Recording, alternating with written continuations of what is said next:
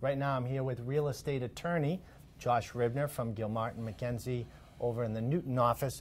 Josh, in today's market, it's red hot out there in the Boston area, right? And to be competitive, we're seeing buyers waive contingencies.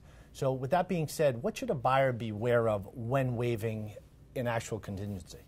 It's a great question, and we're seeing this with ever-present numbers in Boston and in the suburbs. Buyers are going in and they're waiving the opportunity to do an inspection, or maybe they're waiving a financing contingency. And the real important thing for a buyer to understand when they're doing that is obviously what it means. If you're waiving the opportunity to do an inspection, you're waiving the opportunity to find out things about the physical nature of the property that an inspection would otherwise uncover. Possibly things that you may not want to purchase the property because of, or things that, maybe that particular buyer doesn't care about.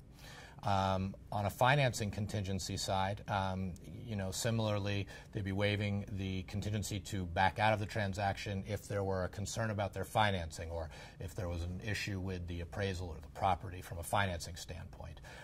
The most important thing for buyers to do is, really go through and make sure that they're prepared to continue on with the transaction without having the opportunity to perform these due diligence pieces.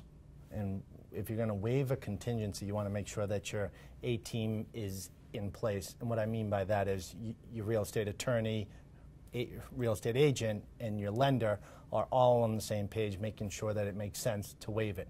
Because the last thing you want to do is get caught in a position where you can't actually back it up. Right? No, absolutely. So, and part of that team, working together is to be able to make sure that they can do as much diligence as possible, maybe before the offer, but without an actual contingency.